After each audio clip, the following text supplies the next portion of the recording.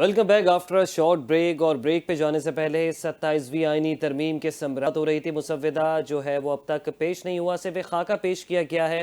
Pakistan peoples party भरपूर मुखालफत कर रही है। इस वक्त हम साकिब साहब आपसे जानना चाहेंगे। साकिब साहब सुन सकते हैं?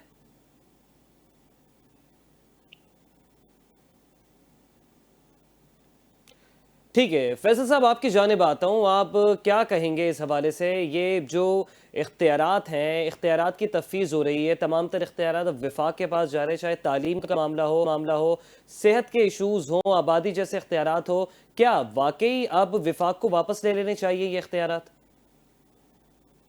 देखिए उस्मा, बात ये है कि मुझे एक बात बताइए। अभी हमारे भाई बात कर रहे थे कि सूबाई खुद मुख्तारी, सूबाई खुद मुख्तारी। ऐसी खुद मुख्तारी का क्या फायदा जिससे अवाम सफर कर रहे हो, अवाम के मसाइल हल ना हो रहे हो। उससे बेहतर है कि हम सूबों को खुद मुख्तार करने की जगह डिविजन्स को खुद मुख्तार करें। और डिविजन्स तभी खुद मुख्तार होंगे जब वफाक से डायरेक्टली जो है उनको लुक आफ्टर किया जाएगा। जी। ऐसी सूरत हाल में यकीनी तौर पे मैं ये समझता हूँ कि यकसा निज़ाम तालीम जो है वो एक बहुत पुरानी अवामी डिमांड है। और अगर वो इस सूरत में पूरी होती है और दीगर चीजें इसमें पूरी होती है। देखिए, अभी हालात ये हैं इस 18वीं तरमीम के बाद कि वफाक एक ईंट भी अगर किसी गली मोहल्ले में लगाना चाहता है तो वो डायरेक्ट नहीं लगा सकता, बल्कि वो सूबों का मोहताज है। तो जब वफाक तरक्याती कामों में अपना इंटरेस्ट सूबे में आकर पूरा नहीं कर पाएगा, तो मुझे बताइए कि किस तरीके से काम होगा। क्योंकि यहाँ तो अभी आप देख रहे हैं कि ये जो बीआरटी था, हमारा ग्रीन लाइन, इसने नुमाइश से आगे की तरफ बढ़ना था, लेकिन सिंध हुकूमत उसको आगे बढ़ने में सबसे बड़ी रुकावट है।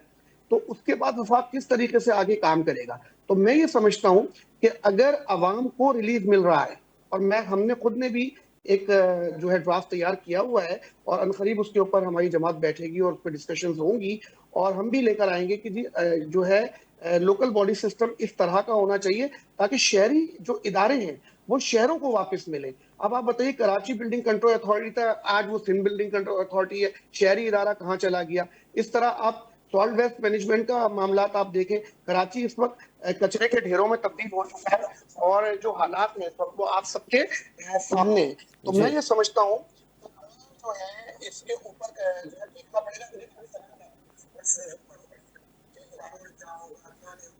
अभी 243 की मेरी बात कर रहे थे। 243 में अगर जिसे आप कहते हैं 1973 आयन बनने के बाद हमारे पास आज तक कभी भी फील्ड मार्शल का होदा किसी भी जगह को नहीं मिला। ये पहली दफा है कि फील्ड मार्शल साहब का जो है एक ओहदा हमें नजर आया। तो इस वक्त इनके भी इख्तियारात का तयन आइन में होना जरूरी है। या ये सिर्फ अलामती एक ओहदा है, यानी में कुछ बात आनी चाहिए। तो लिहाजा अगर ऐसी कोई बात हो रही है तो हमें पहले तो ड्राफ्ट को देखना पड़ेगा कि आया उसके अंदर किन किन शर्तों पर और किस किस अंदाज में बात है, और उसमें अवामी इंटरेस्ट कितना है। तो ये तमाम चीजों को देखते हुए ही फिर फैसला किया जाएगा। अभी कोई ऐसी चीज सामने आई नहीं, हम सिर्फ मफरूजों के ऊपर जो है जी। वो मुख्तलिफ आ रहा है कायम कर रहे हैं। तो मैं ये समझता हूँ कि अवामी मफाद के अंदर अगर काम होता है और सूबाई खुद मुख्तारी अगर आवाम के लिए फायदेमंद होती तो अब तक नजर आ चुकी होती। तो मैं ठीक है। समझता हूँ अगर वफाक कोई ऐसी कानून साजी करता है जिसमें यकसा निजाम तालीम, सेहत के शोबे और खासतौर पर बल्दिया अगर वफाक अपने पास लेता है, तो मैं समझता हूँ कि बहुत बेहतर होगा। ठीक है, साकिब साहब आपकी जानिब आऊँगा। साकिब साहब, पीपल्स पार्टी क्यों आर्टिकल 243 में तरमीम पर नरम रवैया इख्तियार कर रही है? क्या ये तरमीम इस्टेब्लिशमेंट के असर में लाई जा रही है? साहब भाई, इसका तो जो जवाब है मैं समझता हूँ एक वन लाइनर जवाब है। बिल्कुल ऐसा ही है, जो आपका सवाल है वही जवाब है कि हुकूमत सिंध को इससे लेना देना ही नहीं है। उन्हें पता है कि हम जो है एक तरह के पपेट, हमारी हुकूमत है और हमें पावर में रहने के लिए हमें जीओडोरी करनी है। उसके अलावा उनके पास कोई तरीकेकार नहीं है। इसका एक वन लाइनर आंसर है। साहब भाई, मैं इसके साथ एक चीज ये ऐड करता चलूँ, ये 27वीं आईनी तरमीम के हवाले से आर्टिकल 243 की बहुत बात हो रही है। मैं आइन का आर्टिकल 175(3) जो है वो मैं जरा उसकी निशानदेही करना चाहता हूँ। जो 27वीं आईनी तरमीम में ये इस आर्टिकल को भी अमेंड कर दिया जाना है। मैं इसकी एक लाइन जो पढ़ के बताना चाहता हूँ, hmm. At the judiciary shall be separated progressively from the executive. कि जुडिशरी जो है वो एग्जीक्यूटिव के अंडर नहीं होनी। इसकी मिसाल ऐसे देता हूँ जो ये लोग करने जा रहे हैं कार्रवाई कि आप या हमें आज अगर कोई हुकूमती नुमाइंदा हमारे साथ ज्यादती कर देता है, कोई असिस्टेंट कमिश्नर, कोई डिप्टी कमिश्नर, कोई पुलिस एसएचओ अफसर हो गया, तो हमारे पास कोई तो ये एक तरीके की हम हमारे पास ये होती है रोशनी की किरण कि हम अदालत जाके अपना जो है वो इंसाफ हासिल कर सके। लेकिन जी इस 27वीं आईनी तरमीम के बाद ये लोग पूरे मुल्क के अंदर एग्जीक्यूटिव मैजिस्ट्रेट को लेकर आना चाह रहे हैं कि जो हुकूमती नुमाइंदे होंगे, जो हुकूमत में अपने अफसरान जो इन्होंने अपॉइंट किए हुए होंगे, उन्हें वो हमारी केसेस चलाने के पावर दे देंगे। तो क्या आप हमें और हमारे जो पैनल में लोग बैठे हैं कि हम ये चीज कबूल कर सकते हैं कि एक हुकूमती सर्वेंट जो मुझसे तनख्वाह ले रहा है वो हुकूमती के प्रेशर में आके क्या वो हमारे फैसलों को सही तरीके से इंसाफ के तकाजों पे पूरा कर सकता है? नहीं, बिल्कुल नहीं कर सकता। तो ये मैं समझता हूं कि आर्टिकल 243 से ज्यादा आर्टिकल 175(3) पे हमारा गौर होना चाहिए कि जिससे हमारा इंसाफ का निजाम जो है वो फराहम होकर रह जाएगा और उसका कोई पुरसाने हाल नहीं होगा। और जहां तक पीपल्स पार्टी का ताल्लुक है, देखिए पीपल्स पार्टी की तो ये ऑडेसिटी है कि अगर न्यूयॉर्क के अंदर ज़ोहरान ममदानी अगर इलेक्ट हो जाता है, वो कहते हैं ये तो हमने करवाया है। और हम कराची के हालात को देखते हैं कि जहां पर आर्टिकल 140A का जो तलाक होना था, डेमोलिशन जमहूरियत की रूह है। मैं समझता हूँ कि ये आर्टिकल ये अमेंड करना जा रहे हैं 27वीं आईनी तरमीम के अकॉर्डिंग, कि इससे तो जमहूरियत ही खत्म होकर रह जानी है। कि बात हुई, अगर कोई कह रहा है कि अगर वफाक के हाथ में कराची का जो कंट्रोल है वो चला गया तो कराची के हालात सही हो जाएंगे, मैं नहीं समझता बिल्कुल सही होंगे। ये वही ठीक है। बात हो गई कि तो आपने दिल्ली से निकाल के इस्लामाबाद में जो बंदा बैठा हुआ है वो ज्यादा बेहतर जानता है ताकि कराची के हालात क्या है। ये कराची का लोकल बंदा जानता है कि कराची के हालात क्या है। तो ये बिल्कुल मकाना बात होगी अगर हम इस बात को कहें कि कराची से कोई फायदा होगा।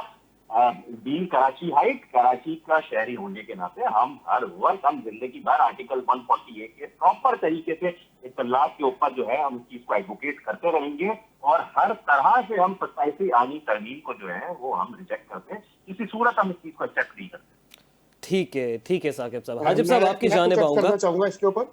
जी मैं फैसल एक साहब। बात अर्ज करना चाहूंगा। जी एक बात तो यह है कि हम ये कह रहे हैं कि इख्तियारात जो हैं वो आएंगे तो शहरों के अंदर, लेकिन उसको कराची का लोकल आदमी ही उसका मेयर होगा और वो इख्तियारात को लेकर चल पाएगा। एक बात।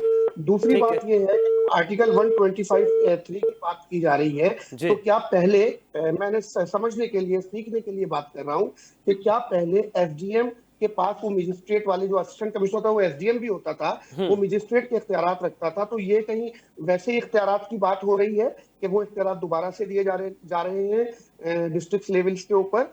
थोड़ा सा इसमें बात कीजिएगा। ठीक है फैसल साहब, मैं आपका नुक्ता समझ गया। हाजिब साहब आपसे जानना चाहूँगा, ये जो सब कुछ हो रहा है ये पहले से तयशुदा है, और ये जो अब जो चपकली जो दिखाई दे रही हैं और खलीज जो दिखाई दे रही है नून लीग पीपल्स पार्टी के दरमियान, क्या ये सब प्री प्लान है? और पीपल्स पार्टी के बेसिकली तहफ़्फ़ुज़ात क्या हैं, और तहफ़्फ़ुज़ात जो हैं वो वाकई हकीकत पर मबनी है या फिर ये सिर्फ टोपी ड्रामा है? देखिए उसामा, इसके लिए ना तारीख के पस मंज़र को समझना बड़ा ज़रूरी है।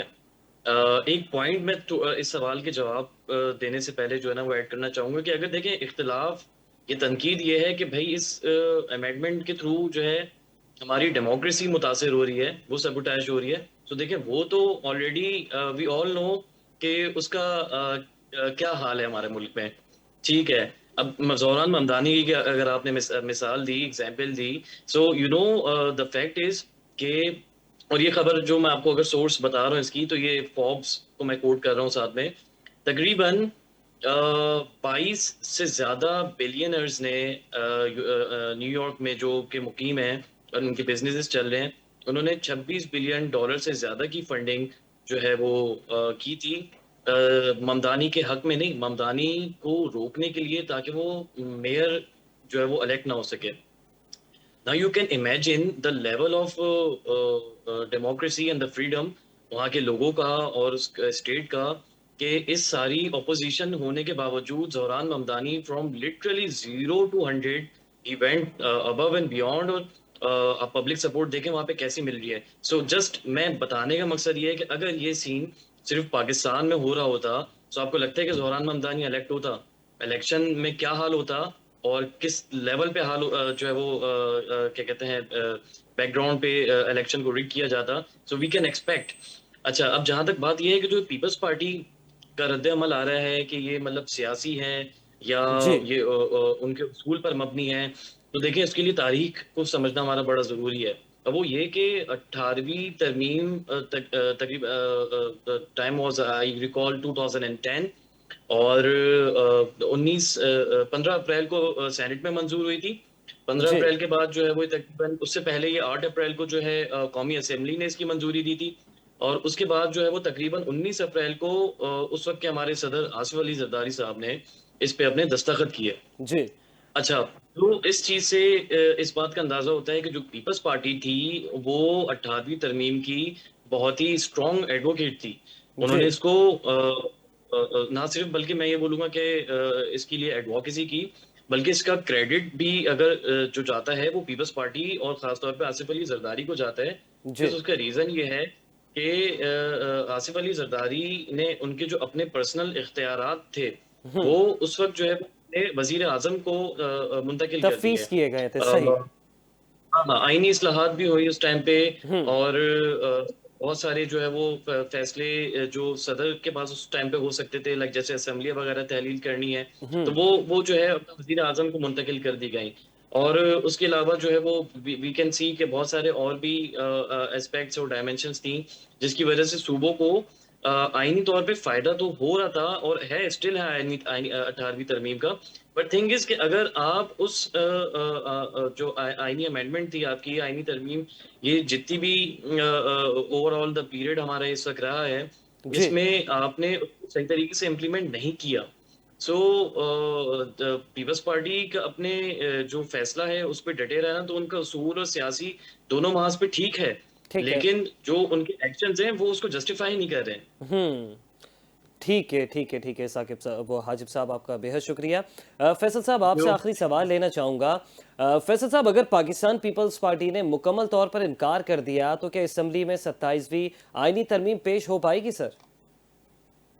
देखिए, इस वक्त जो हालात हैं पार्लियामेंट के, जो आपने इंट्रा पार्टी इलेक्शन के बाद जो पीटीआई के हवाले से जो फैसला आया कि मखसूस नशिस्तों पर, तो इस जी। वक्त अक्सरियत जो है वो हुकूमती पार्टी को मिल चुकी हुई है। ठीक तो है। मैं समझता हूँ कि शायद अगर 27वीं तरमीम आएगी और पीपल्स पार्टी अगर उसके साथ नहीं भी होती है तो शायद इसको पास कर लिया जाएगा। हम्म। तो देखते हैं कि आगे क्या होता है। पहले तो वो ड्राफ्ट हमारे सामने आए और फिर हम उस ड्राफ्ट को देखते हुए आगे के मामला को देखें, और एक मजबूत लाए हम हमारा एक तरफ से होना जरूरी होगा, ताकि जो है अवाम की जो बात है वो पार्लियामेंट तक पहुंचे और उसकी बुनियादों के ऊपर जो है ना 27वीं तरमीम इस्तेमाल की जाए। ठीक है, फैसल अली बलूच साहब, आपका बेहद शुक्रिया। सैयद हाजिब हसन साहब, आपका बेहद शुक्रिया। एडवोकेट शेख साकिब अहमद साहब, आपका बेहद शुक्रिया। आप तीनों मोअज़्ज़िज़ मेहमानों ने अपनी कीमती राय का इजहार किया, प्रोग्राम के लिए अपना कीमती वक्त दिया। Thank you so much. नाजरीन, 27 तरमीम एक तरमीम है या एक सियासी जंग है? वफाक कहता है ये इस्लाह है और ये कानूनी इस्लाहात हैं। सूबे कहते हैं ये इख्तियारात छीनने की साजिश है। पीपल्स पार्टी दो राहों पर खड़ी है। फैसला जो भी हो उसके असरात तवील होंगे। सवाल यही है, ये तरमीम पाकिस्तान को मुत्तहिद करेगी या पाकिस्तान को मज़ीद तकसीम करेगी, तमाम इकाइयों को मज़ीद तकसीम करेगी? सवाल आप पे छोड़कर जा रहा हूँ। अल्लाह निगहबान, अपना बहुत ख्याल रखिएगा।